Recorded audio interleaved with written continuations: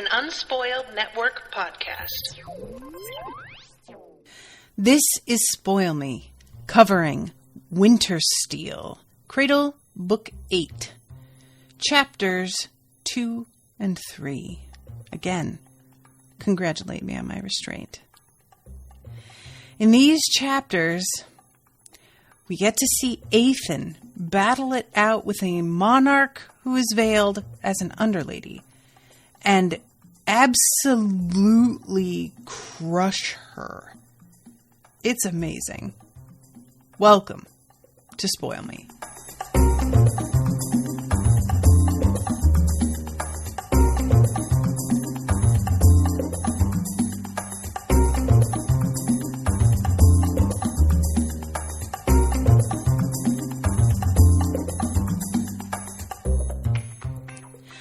Welcome to the show, everyone. I am Natasha. Thank you very much to Andy for commissioning this episode. Okay, so right out of the gate, I just got to say, 9 seconds. He did it in 9 seconds, which is embarrassing. Like, look, the interaction that Shamiara has at the end of her conversation with her friend where she chucks a piano at him. As much as I hate this bitch, a part of me was a little bit like, I get it. Because he didn't just win, he fucking spanked her. And not in the good way. Not in the way that we all would like. Eithan, just saying, got my number. It was so incredibly quickly done that she never really had time to recover from the fact that she was on the defensive before she was out entirely. Which, that is not a place that you want to be. That's rough. And I also, like, I'm going to actually, like, talk about the fight in full a little bit later. But I gotta say, guys, I really love the fact that he decides to let it loose more this time than he was really intending to. I know that there were reasons, and we'll talk about it all. But I think part of the reasoning that he chose to do it this time was sound. And there's only so much that you can keep hidden from people and have them still be on your side. So we got a lot of people in the chat tonight. What's up, everybody? Jake, Ofer, Sam, Andy, you out there? Andy! All right, so Andy's here. Yay.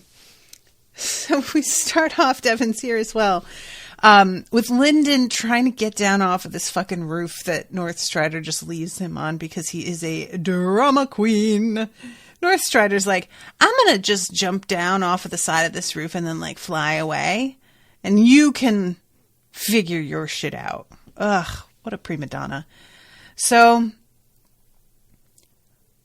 they are, like, trying to find their way back to where they, where their friends are. And by they, I mean Lyndon and Dross, obviously.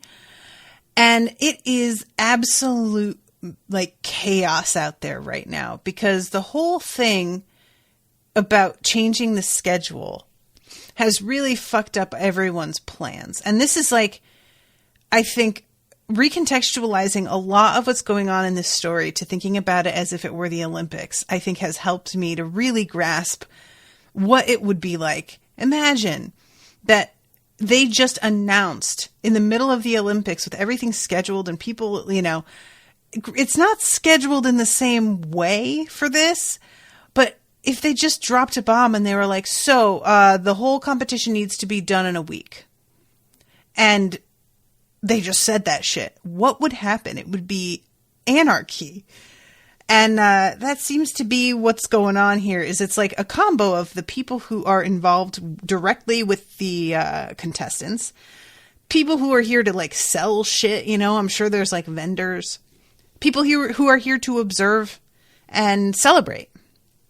The change had shifted the lives of more people than Lyndon could comprehend, and the city bustled like an anthill.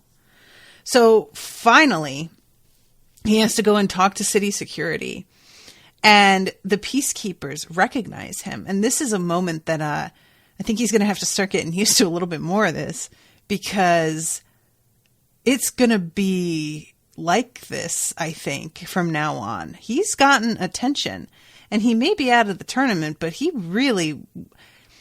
got a flashy path with a history behind it. There's just no way that people aren't going to know him, I feel like, from now on, at least in this circle, you know? And this one guy is like, what can you do when they set you up against your own teammate? Not your fault. If anyone's to blame, it's nobody. And Lyndon is like he's trying to be gracious about it.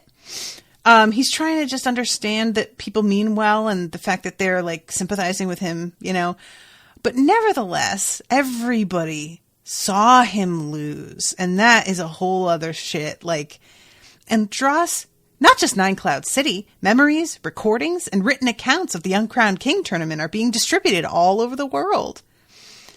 And at this point, Dross says, I do feel the need to apologize one more time about things with Master Northstrider.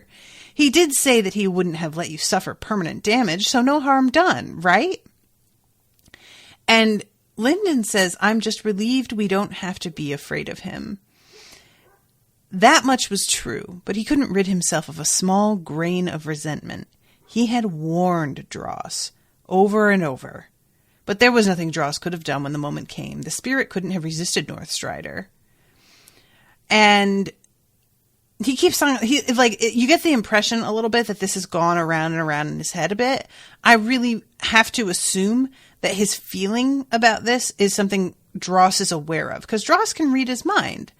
So this feeling, I mean, how uncomfortable to be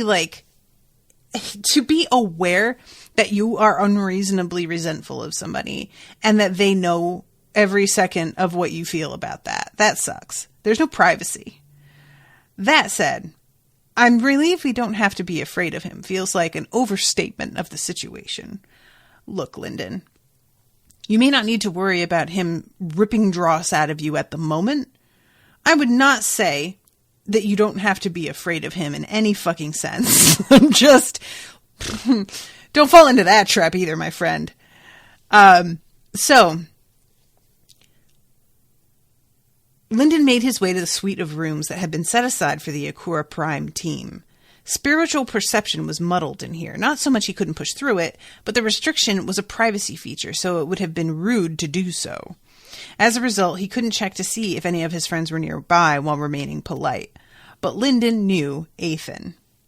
And he steps in, and Eithan asks, did the walk clear your head? I have to assume Eithan knows where he's been. But I think Eithan says something about how, like, his perception is a little bit limited here somehow.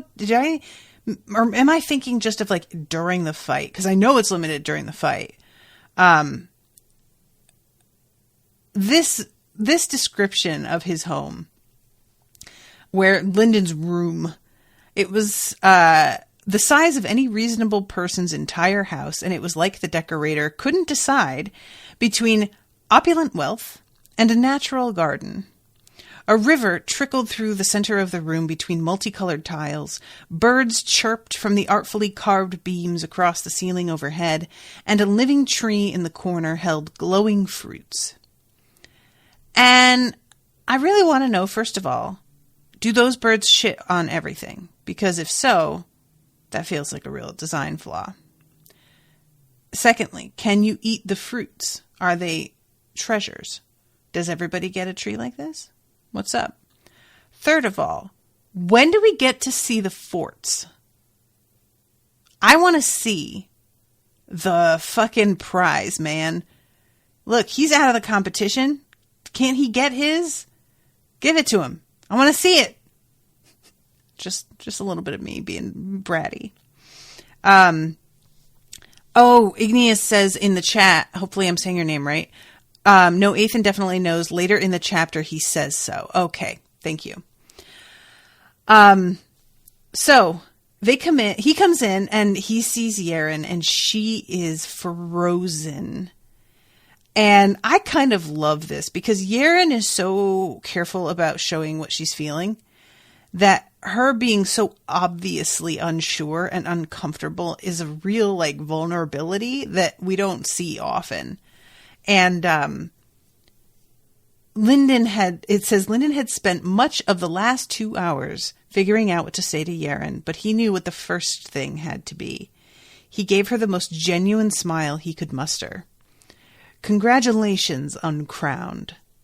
She started to answer his smile, but her expression became complicated, and her mouth worked as she struggled with her words. Which was all right with him, because he had more. He bowed to her. And please accept my apologies. I made you wait too long. I am honored to have felt your full power. He tapped his ribs and added, right through the chest. Finally, her smile broke through like the sun breaking through clouds. She tossed the dream tablet behind her, accidentally launching it so hard it cracked one of the overhead beams. And this whole thing is just so sweet because it's really clear how much it means to her that he went all out, that he is congratulating her. She has had an amazing time and is proud of him for the fact that he almost won. She is like delighted that he made up a technique and didn't tell her about it, which he was apparently a little bit worried that she would be offended. And, you know, when he says something about her master's sword, he's like, you didn't tell me about that. And she was like, oh yeah, that, which nearly killed me to do. And I was almost certain that you would have thought of it. And then she says, and you're scarier than a tiger at midnight, aren't you? Blocking dragon's breath is a chore and a half. When if I slip 1 inch, I'm cored like an apple. She has been talking like this, Eithan said, for the last 2 hours. And Mercy gets irritated with Eithan and is just like, shut up for a fucking second. But then Eithan says, I thought Lyndon might enjoy himself more if he knew you were this excited while he was gone. And honestly, good call. Eithan can be a real shit sometimes, and I will call it when that's happening. But this is a moment where it could easily be seen by Lyndon as her doing her best to like make him feel better for his loss and soothe his feelings a little bit. And knowing that she was already fucking like going off like this before he was even in the room, it wasn't for his benefit. She genuinely had a great time, like genuinely is so happy in a way that Lyndon had not seen. It went a long way toward easing the pain of losing. He'd kept that disappointment at bay by focusing on immediate problems like Northstrider. So at this point, we get something kind of wild. He decides he's going to tell them all about the whole thing with the Monarch, which again, I had thought that like the fact that Fury said something, I'm pretty sure in front of Mercy that she would have like processed that, but evidently not because she doesn't believe this thing right away. But Lyndon wants Dross to basically show everybody his memory of the coronation. And it's a super weird moment where Dross, when Lyndon's like, show them, Dross doesn't seem to know what he's talking about for a second. And I think that this might be a symptom of the memory having been changed. That Dross's like attention is shifted off of it somehow a little bit. It was painfully awkward facing down Eithan and Yaren and Mercy's inquisitive stares while he waited for Dross to project the right memory. And he couldn't help but think how much more impressive it would have been if Dross had done as ordered immediately. It wasn't as though he hadn't warned Dross about this. They should have practiced. And so, yeah, I think that maybe it's a whatever got done to this memory, whatever happened here, I feel like that has to be linked with Dross, like not really remembering that he's talked about this already. And I might be making that up, but it just is a weird moment. And I do like turning it into a moment of humor with Lyndon trying to do something cool, that, only he can do because of this construct thing. And then having to just stand there awkwardly while they like clear their throats and like kind of try to avoid eye contact while he's just arguing in his head in front of them. That's hilarious. I would love to see that skit, So finally, Dross shows them the memory, and it wasn't a perfect depiction of reality. Many of the details were vague, as if they had faded in Lyndon's mind, and most of the faces were blurred, as though they were seen through smudged glass. He could see Yaren, Eithan, and Mercy clearly. Lyndon looked eagerly to one side. Suriel would be clear, he knew. He remembered every detail of her perfectly. So he realizes that the voice that he hears, Palace of Celestial Radiance, is not Suriel's voice. And when he turns to look at her, she looks similar, but doesn't look like the Suriel in his mind. Her hair was more brown than dark green, and it hung naturally behind her. Her purple eyes made her look like a member of the Akura clan, and she spoke while stretching her neck and wincing. There was a bend to her nose, as though she'd broken it at one point. And she hadn't really been the one who introduced Shamiara and her path. It had been the gray ghost on her shoulder, which was now missing. And Lyndon, stops him and is like, what are you doing? Show them the fucking memory as it happened. Don't change anything.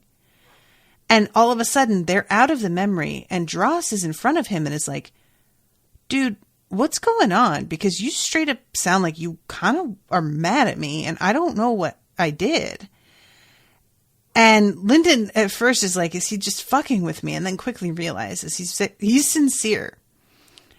And when Lyndon repeats, don't change the memory, Dross is like, I didn't change anything. That's how you saw it. If you're worried about the blurring, that's how memory works. Yada, yada, yada. And this freaks Lyndon out more than anything that's happened to him so far. I feel like this really it's a different danger, a different fear than just somebody throttling you or, cutting you. Somebody got in your head and did something.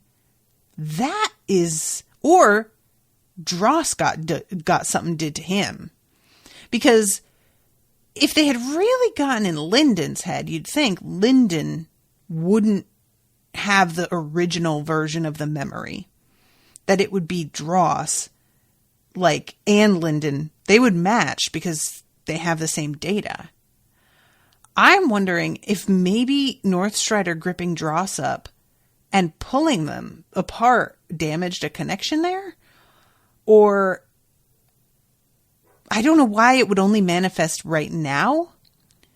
Or if something about the dunking his arm into Northstrider's whatever it is that he called it, the codex, did that shake things up?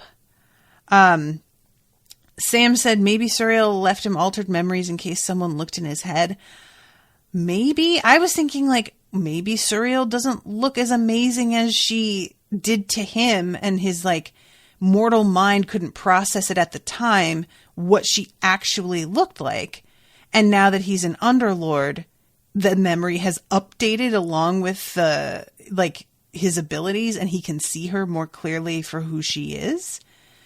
Because there is a perfection to the way he saw her that is not present when he sees that hound, one of Machiel's hounds, come down. And he's like, well, Suriel's way better looking than that. What if she isn't? And he just saw her that way because he was a friggin' unsold at the time.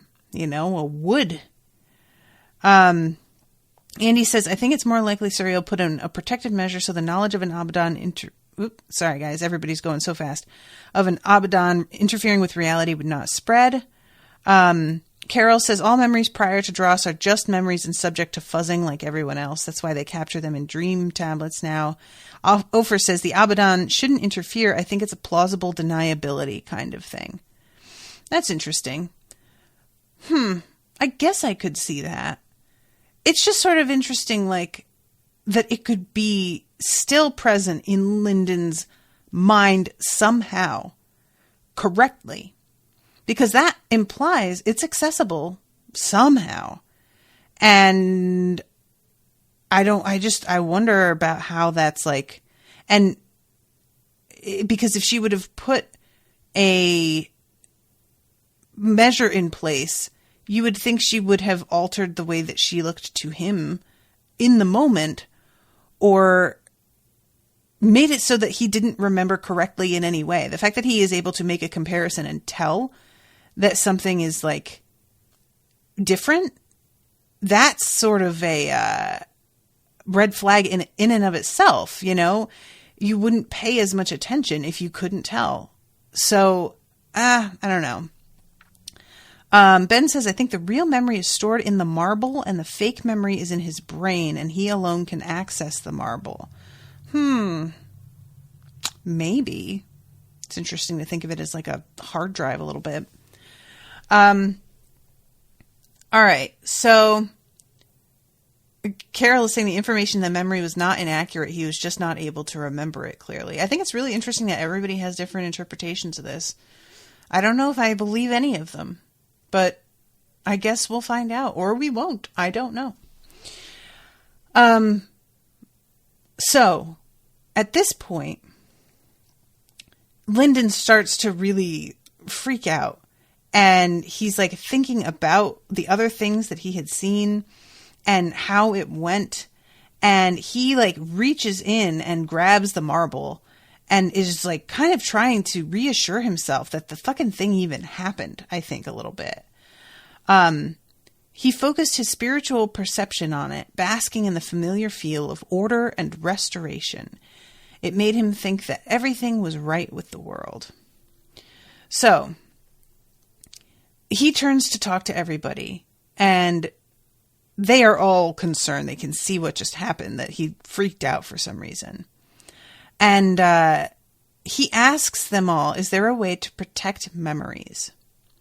If she was a messenger from the heavens, Eithan said, then you would think she could do anything. But yes, it is common practice to alter or conceal memories to prevent them from being stolen or recorded. But I've never heard of a technique to alter a memory for everyone except you, Mercy said. If the memory was changed, you should remember the altered version too. She seemed contemplative, not doubtful. And Eithan says, I trust whatever you say happened completely versus whatever this is showing us. Also, I think I've figured it out. And he's apparently put it together who Shamiara actually is. And Eithan says something about how Lyndon even mentioned her name about 2 years ago and that he remembered it in particular. And Lyndon is like, simultaneously a little freaked that he remembers that, but grateful because this is some kind of proof that isn't just him raving, you know.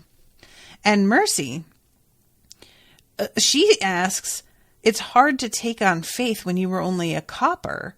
And he's like thinking to himself, I wasn't even a copper, but okay. And she says, you didn't know what a monarch was, so how could you tell you weren't just seeing an underlady? Please don't be offended when I check for myself. And she yells for Uncle Fury, who she's like, hey, so, do we have, and I love the yelling for him, unveiling herself and spewing Madra while trying to attract Fury's spiritual attention was similar to screaming and waving her arms in the middle of a silent theater audience. Everyone around her would be bothered, including most likely Fury himself. And, you know, Lyndon's sort of like, this is sort of impolite, isn't it? But Fury does indeed show up. And she asks him straight up, is Shamiara a monarch in disguise? Fury shifted his weight from one foot to the other. He licked his lips. He looked up to the ceiling as though hoping heaven would give him the answer. Finally, he raised a hand to scratch at the back of his head. No? Oh, Fury. I love you, buddy. I really do. He sounds like fun, you know? And he's like, fine. Yes, she is. Nobody's going to shut up about it. Fine. Don't talk about it too much. And he tells them that she is actually limited to Underlord and that the rest of them could still advance, but she can't. She had to give up her prizes. All the other 9-Cloud competitors on her team were weaker than usual. Ew. And the court paid a fortune in compensation to the rest of us. Plus, it was supposed to be a way to avoid paying out on the grand prize. Which, there's just so much. The fact that everybody knew is really so frustrating. The fact that the other competitors were weaker so that she would be guaranteed to be the one to get to the end. What a fucking snot. What a goddamn little bitch. What a shitty thing to do. This is something that happens once every 10 years and you decided to cut like the opportunity from people who were actually good enough because of your presence on the team and you weren't even supposed to be there? I hate it. Igneous says it was more that they made her have to carry her team by giving her weaker teammates. I guess, but she doesn't get, they don't follow her all the way to the end. So I don't really see it as being an evening out. I see it as stacking the deck to make sure I'm the last of the team to be standing, you know?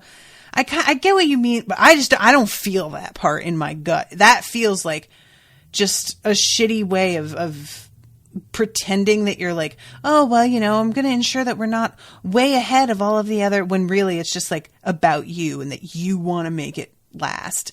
Because she is just that selfish. So, it just makes me so angry. There are people in her empire that could have progressed, that could have been valuable additions to what looks like a necessary army, like something that's growing more and more potentially possible on the horizon here, is some kind of war. And she could have gotten some folks under her purview to a higher level and more training and like prizes and whatnot. And she robbed them of that. And she could have even the prizes could have been distributed to other people, but she just, because of who she is, she doesn't get them. So that just goes to waste kind of as well. The whole thing is just so gross. Ugh. The more I learn about her, the more I fucking hated her. And this may change. I don't know how much more about her we're going to learn, but as of right now, I am disgusted. And finally, Fury says that he has to leave in the morning, and Mercy's super bummed because he's not going to get to see the rest of the fights, as is Fury himself. And he says our timeline's been moved up and we want to get in position before the dragons or anybody else. But hey, at least it should be fun. There's a dread god. Mercy and Yaren exclaimed at that, but Fury was already dangling out the window. He poked his head back in and looked from Lyndon to Yaren. Oh, right. Great fight, kids. Great fight. We should spar sometime. And as soon as he leaves, Mercy's like, don't fight him. He doesn't hold back as well as he thinks he does. Which, I believe. That sounds correct to me. So, this is the whole, what is he talking about with the dread gods? And Eithan says there's been a buzz for quite a while now about the wandering titan stirring, but I think I might not be the most informed on the subject. Lyndon? So, Lyndon tells them about Northstrider and what he said. Mother won't want too much out of you, Mercy assured him. You've done our family proud. I'm afraid it might be my fault that you two had to fight each other. She would have made whatever deal necessary to get me an easy match. Which I'm not totally I'm sure Mercy knows her mom, but that did surprise me a little bit. I kind of thought that her mother would push her more. And I don't know. I just wonder about that. It just seems out of character because she has been so willing to like let her go through shit up until now, you know? So Eithan says something about you might have to fight for the fate of the Empire on your own. And Mercy's like, well, when are you fighting? And he says, I have been instructed to prepare to fight tomorrow morning, but I'm sure you have as well. Most of us remaining in the 4th round have, I would suspect, though regrettably I haven't been able to check everyone. They wish to keep us unsure about our opponents. And they ask who would be a guaranteed loss. And he says, there's 6 I'd rather not fight. But there are 3 that I would definitely think will beat me. That I would consider a definite loss. So Farah, Mercy, and Shamiara. And he tells them here, I had intended to withdraw myself from this competition before taking an uncrowned title. Too much notoriety would tie my hands. However, now I believe we might have an opportunity. So Ofer says, no, those 3 are the ones the monarchs think will defeat him in his estimation. Oh, he thinks that they would choose them thinking they were the 3 most likely to actually be able to take Eithan down. He isn't saying, okay, got you. Not that he thinks that they would beat him. Gotcha. So he says this, now I believe we might have an opportunity. And then it cuts. We get one of those little like diamond page break things. And I was just like, what? What? You can't just say that and then just like, So Lyndon gets woken by Dross, who's telling him, I know that you don't want me to wake you up in the middle of the night, but you really, really want to hear this / see this. I think I can show you his ascension to monarch because I think I stole some memories from Northstrider when I was like all up in there. And Lyndon is like, are you fucking serious? Like, he had been all sleepy and like, what the fuck, Dross? And then as soon as Dross says this, it's like he had a cup of coffee and a shower. He's up, kids. And he gets in cycling position, and then we get to see this, and it's wild. So, the Sage of the Hungry Deep tracks a rogue black dragon to the Everwood continent. He normally wouldn't get involved here, but the monarch Emrys is abroad. She spreads peace and education all over the globe, so every decent person respects the sanctity of her homeland. Only the vilest criminal would bring violence while her back was turned. Now, I gotta say, guys, I keep being... What's the word I want? I appreciate the constant reminders that Northstrider's on the right side of things because he's personally such an asshole that I think of him as an asshole in general, when really he's more of like a Stannis Baratheon type, where he's just got a stick up his ass and doesn't really seem to think other people matter that much. But he like takes his own responsibilities really seriously. And he takes the overall rules really seriously. He's just awful person to person. He's got no bedside manner. He's got no tact. He's just really, he needs an assistant to be like the go-between and sort of edit the shit he says. There's almost like a Ron Swanson quality. But without the humor. So he goes, he goes up, like to find this dragon, and this dragon is not an archlord, it's a herald, which, remind me again. We have Underlord, we have Overlord, we have Archlord, we have Herald, we have Monarch, right? And he realizes, oh, and Sage. But is that like sort of to the left, or is that within that branching? Is Sage before Monarch? Just kind of to the left? Edek says hasn't been explained yet. Okay. So everybody, it's spoiler territory. So yeah, basically what's happened is this dragon has kept their shit veiled up to lure him into this and then be able to just completely crush him. And he is agitated. Like, this guy is so powerful, but he walks into this and realizes that it would probably be best if he just fucking booked it. And at this point, Dross lets Lyndon know the memory breaks down for him a little here because he doesn't really understand what's happening and that they're using, as he puts it, principles in their techniques that I can't sense. So now Lyndon's thrown to the outside of the memory rather than seeing it through Northstrider.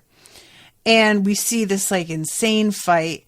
Northstrider nearly dies. Like, it's a fucking close thing.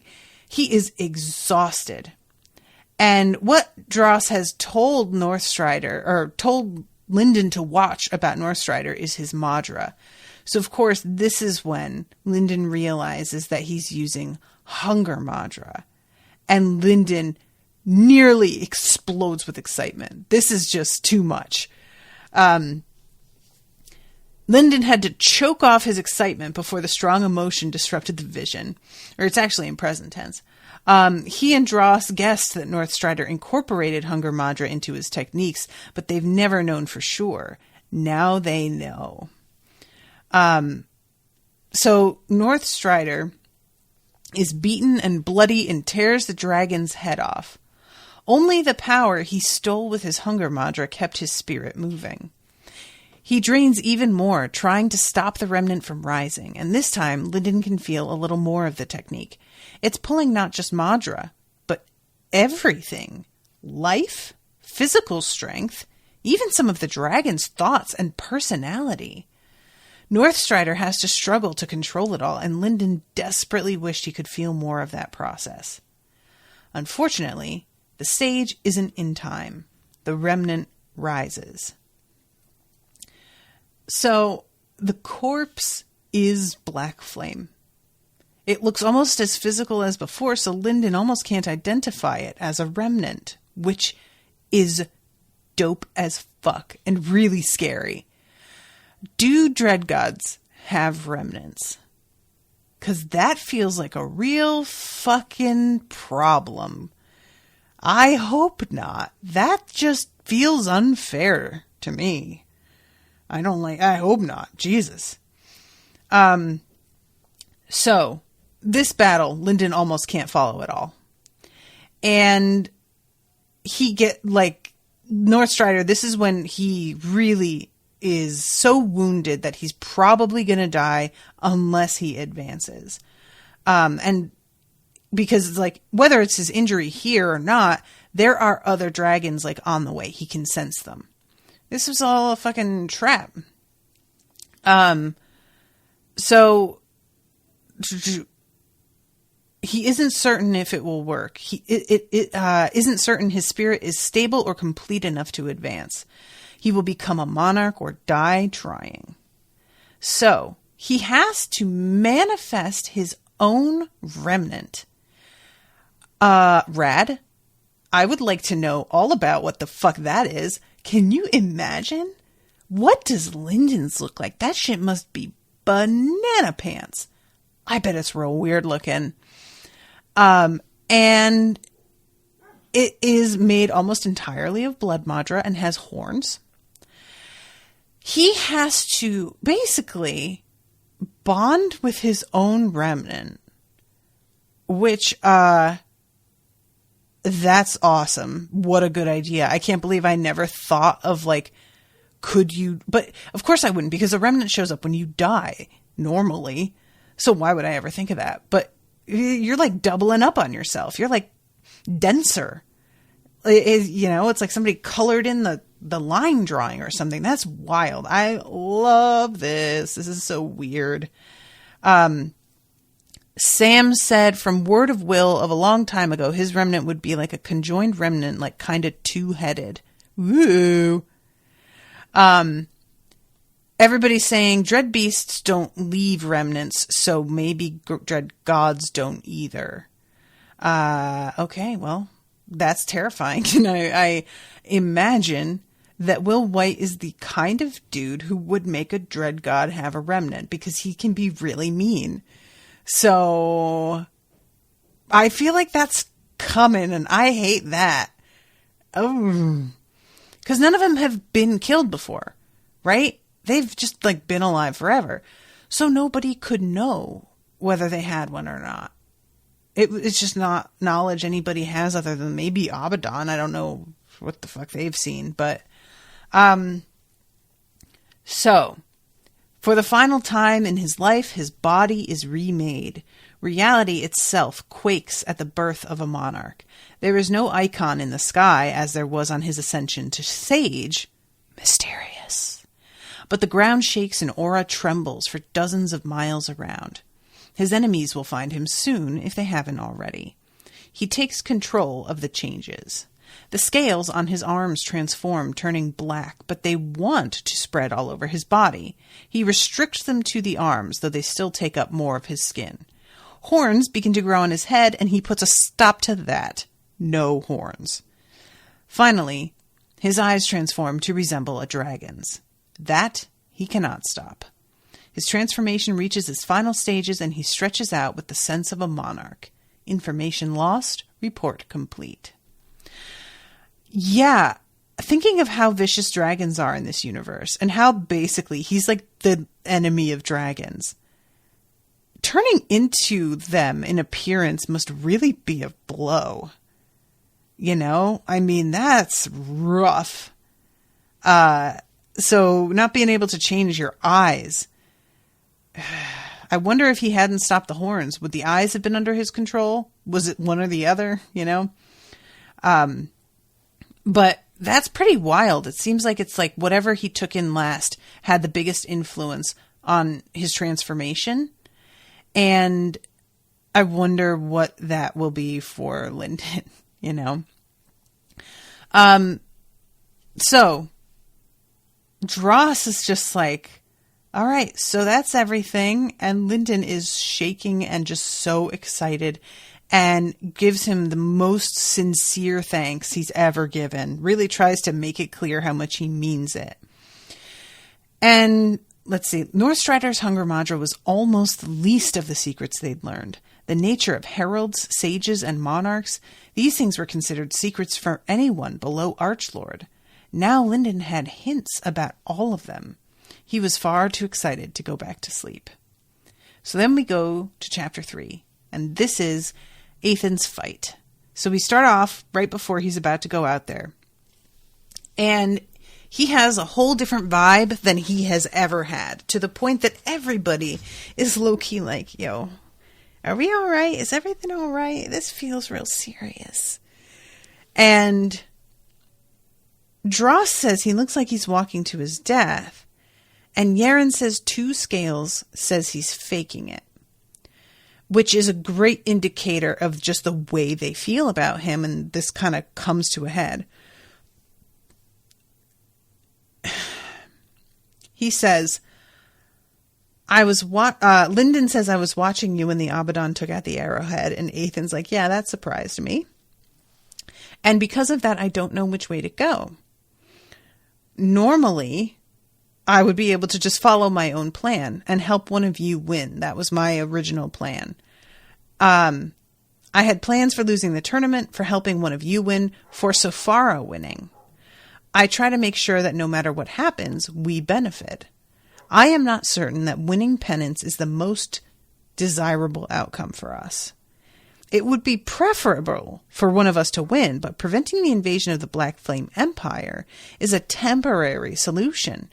It restores the status quo. We have to break what is normal rewrite the rules. And to do that, we must be strong. To which everybody's like, what the fuck are you fucking talking about? And he's immediately like, sorry. Oh my God, I'm sorry. But honestly, I don't know what he's talking about in general. But when you say, well, we just want things to go back to how they were, and how they were seemed pretty shitty in many ways, I feel that I'm on Team Eithan. My gut says he is correct. And Eithan says, is it better for me to win or lose? And what if I decide to win but lose anyway? That would be beyond embarrassing. I habitually cultivate an air of omnipotence, mystery, and sheer charisma, but I have as many worries as the rest of you. I just wanted to assure you for once, indeed, I am human. You should drop that mask more often, Yeren said. Like Eithan, she was unusually sincere. She faced him seriously, her arms crossed. I'm not polishing you up when I say you've done a lot for us, and we're grateful. You called us your family and stuck your name on us. But until you trust us, you're no family of mine. That rocked him in place. Or, at least, he acted as though it did, which was exactly the problem.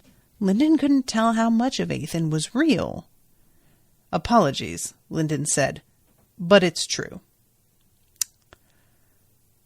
I love it. I love it.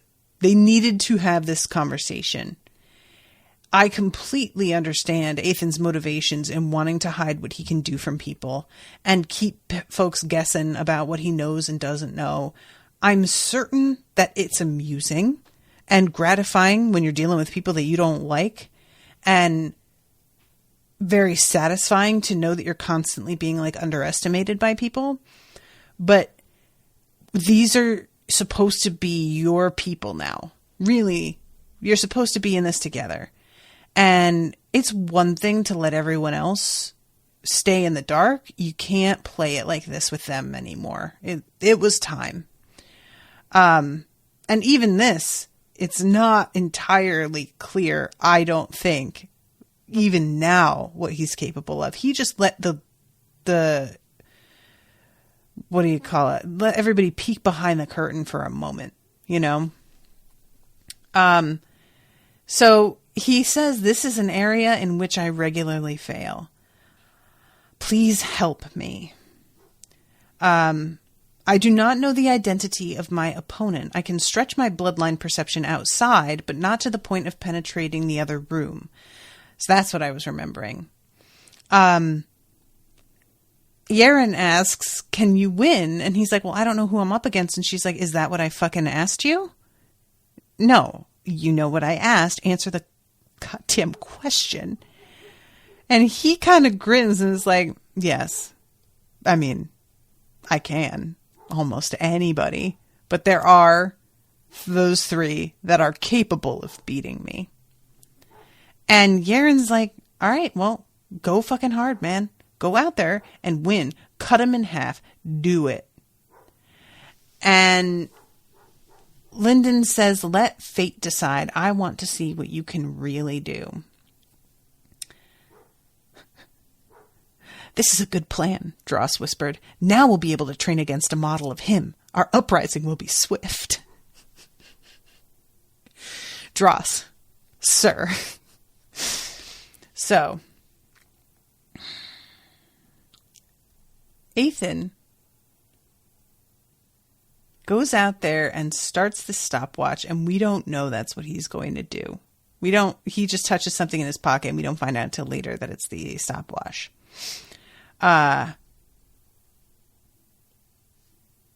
He puts his scissors away in his pocket and says he won't be needing them, which they have been his main weapon that we have seen, really. So I was like, word, what are you doing? They go out there and it's white sand, which is different than what had been Lyndon and Yeren's fighting area. And Eithan tells Lyndon to pay particular attention, and he says this is the path of the Hollow King, which is a really interesting name. And I wonder if it has to do with the monarch that was killed. So, Eithan goes out there. I won't do a play-by-play because I only have 10 minutes left. But basically, he is very conscious of everybody watching as he walks out. And by conscious, I don't mean like, oh, he's just got stage fright. I mean that he can feel the individual emotional reactions of everyone to him and this fight. And he has to sort of tamp it down and get himself really focused. And let's see, but long-honed instincts and his own sense of mischief urged him to give her a beaming smile and sweep her a bow, to flatter her as a princess before they did battle.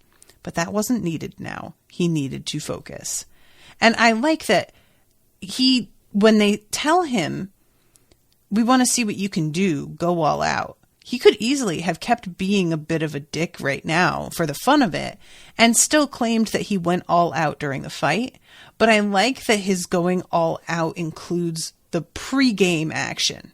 He needs to get himself so focused that in order to be able to go all out, that's part of it, you know?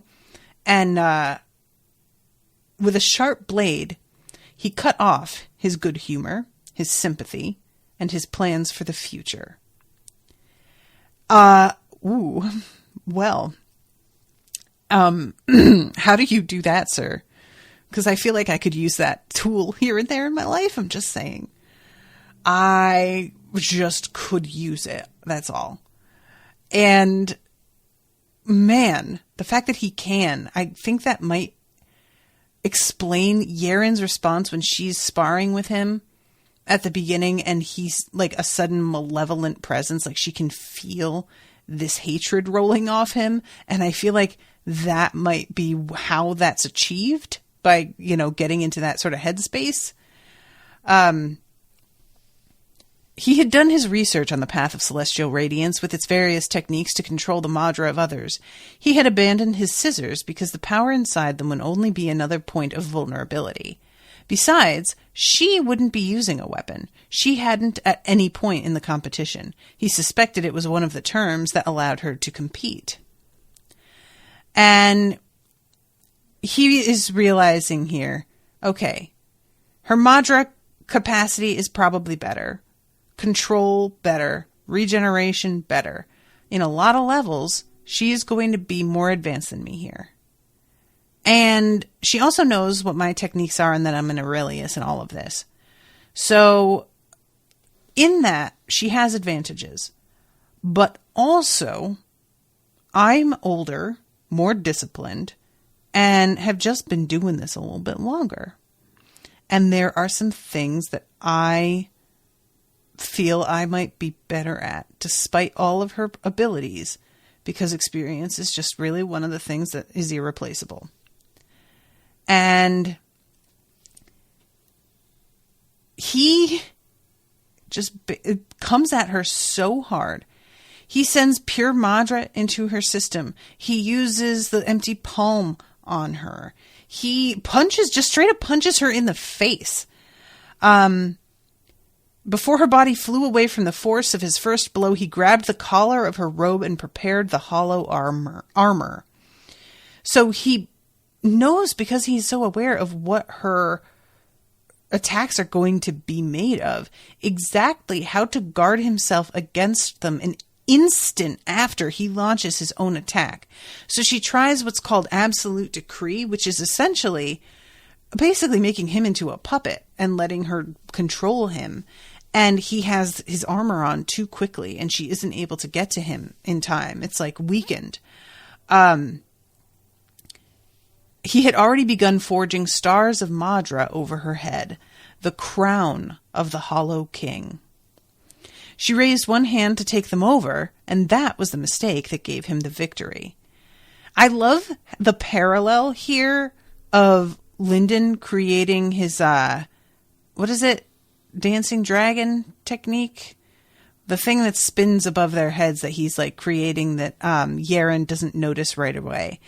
And she,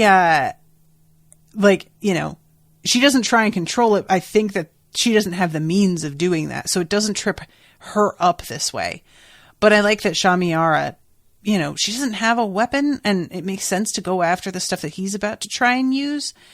And it says Shamiara was too focused on her power to take over his techniques. There had been an instant in which she could have seized the lead in the fight instead of staying on the defensive. She'd missed it. He wouldn't give her another chance. So, just in summary, boom, boom, boom, boom, boom. And he gets 2 moves ahead. And finally, he empty palms her. And what does he get her in the chest? To a hollow spear. Oh, that's right. He redirects because she has like this technique that is a mirror and will send back an attack he makes with more power. And he knows she has that. So he creates that fucking, what is it called? I'm trying to find the spot where it's just, he had to assume celestial radiant sacred artists had superior spiritual defenses. A hollow spear suffused with soulfire pierced her lower abdomen as black scissors flashed into his hand. He couldn't have safely activated the Archlord binding within. He could have, but he didn't need to. The weapon was a perfect conductor for Madra and Soulfire. He couldn't safely. Sorry, guys, I'm misreading all over the place here. So he drives the scissors through her temple, and then she vanishes.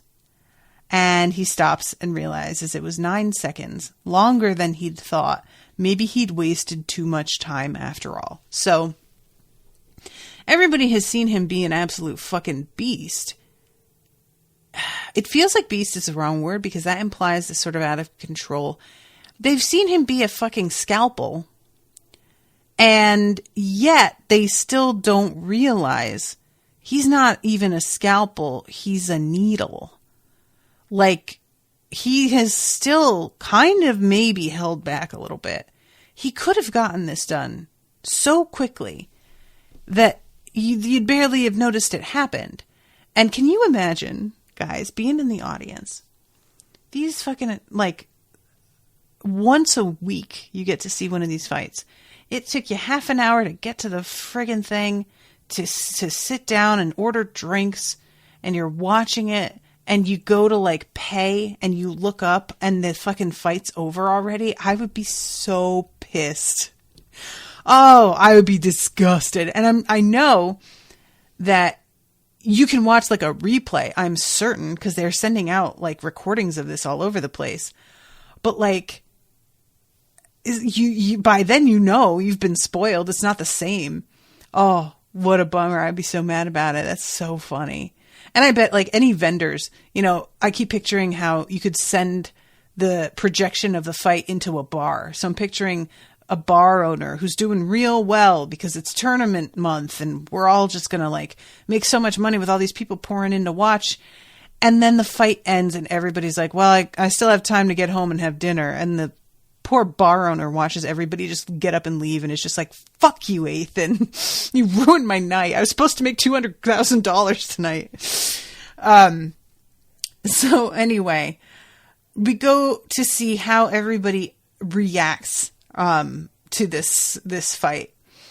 And it says Mercy was with Fury, Pride, and Charity, and the other core members of her family. And Lyndon found himself wishing he could see their reactions. Only Lyndon and Yaren were silent.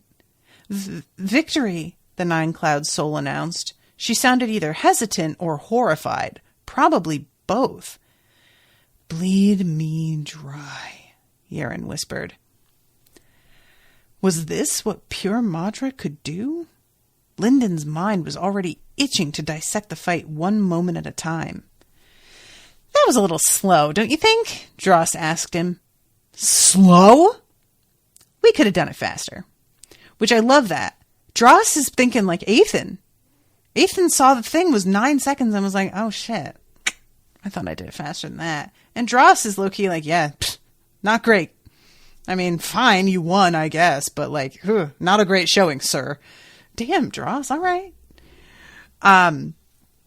So Charity is trying to hold her shit together because she's very happy, but she can't show it, she feels at least. Meanwhile, Fury would be fucking bouncing off the walls. And she's thinking about like how long she's had her eye on him and the fact that he has this bloodline legacy as well. If only he didn't have that personality, he would be a perfect sacred artist, which I can't tell you guys how the shade. Oh my God. I cackled a little bit. Oh God, you'd be great at this if you weren't like, you know, how you are. Shit. Fury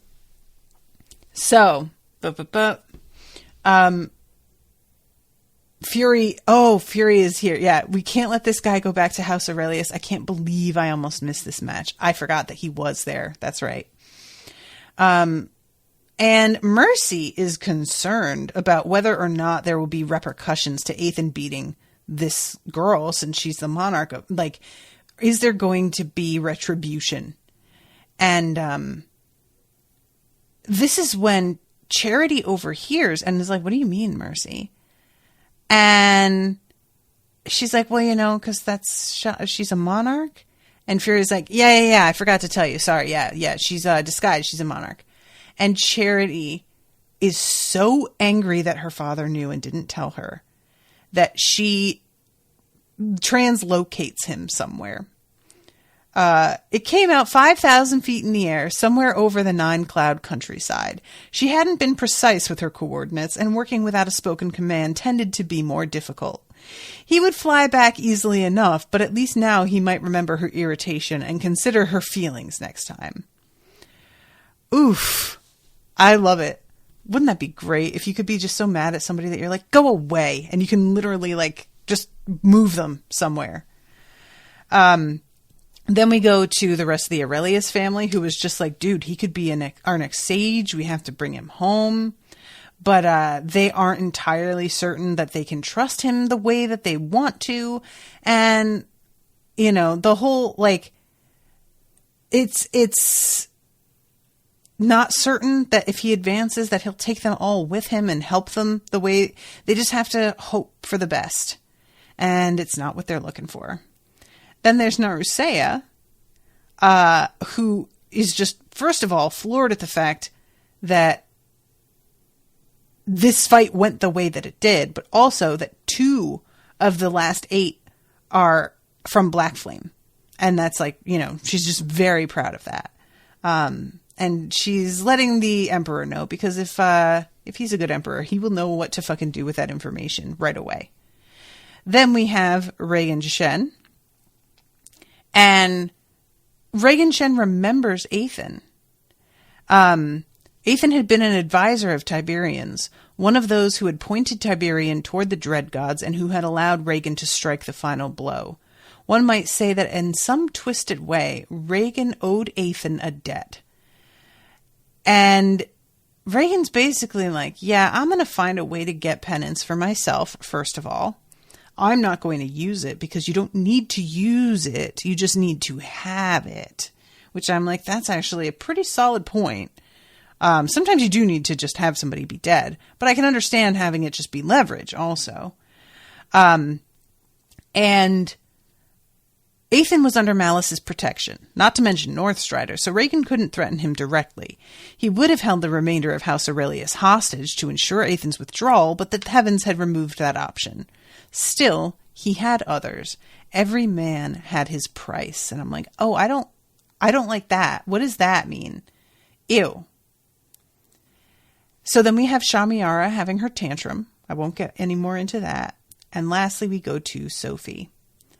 And Sophie is here with her grandmother, Zorus, who is a herald. And Sophie is about to try and advance. And she's looking at her grandma, who looks almost completely human, and is just like, God damn, I can't wait to look like that. And there's something so sad about that. I know I talked about this already, but like wanting so badly to look like a totally different species just strikes me as like depressing somehow. It's just, you know.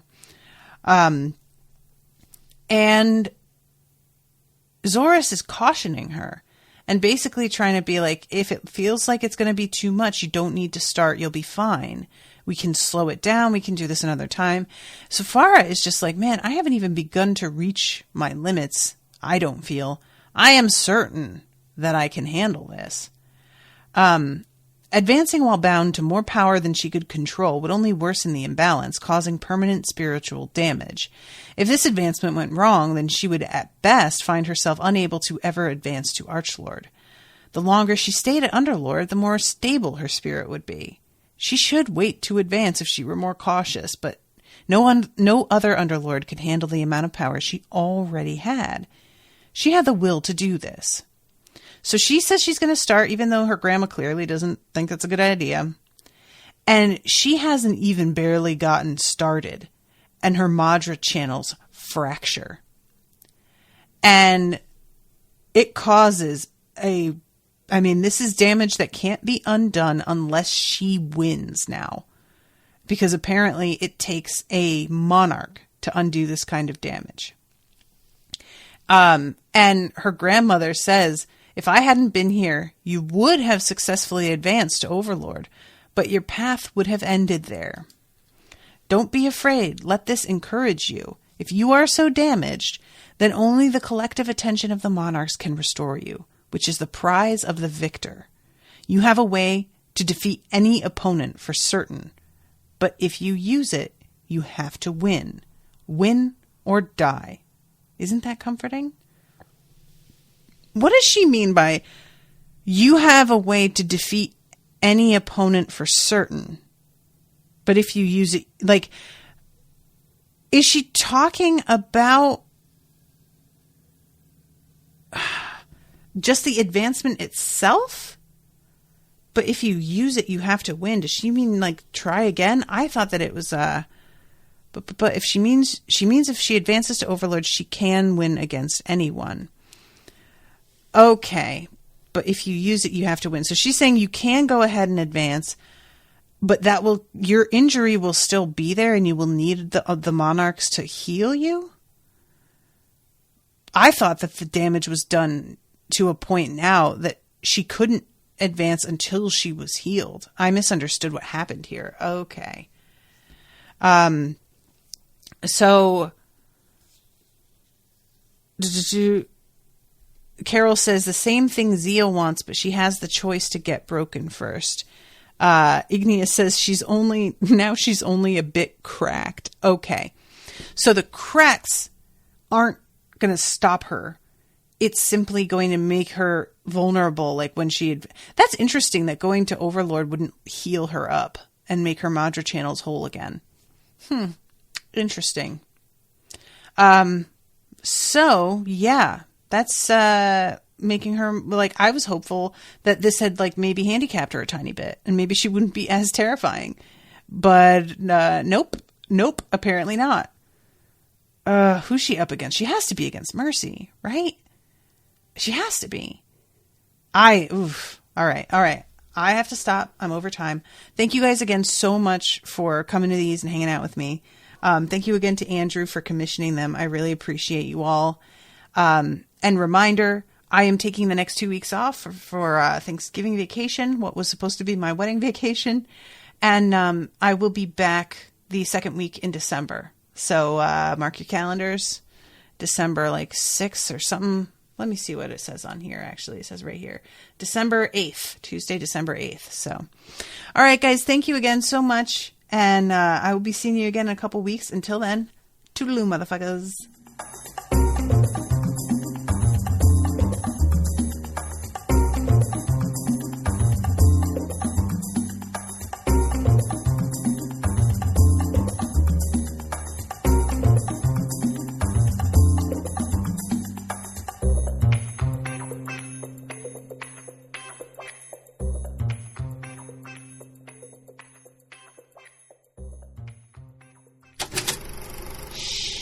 That was an Unspoiled Network podcast.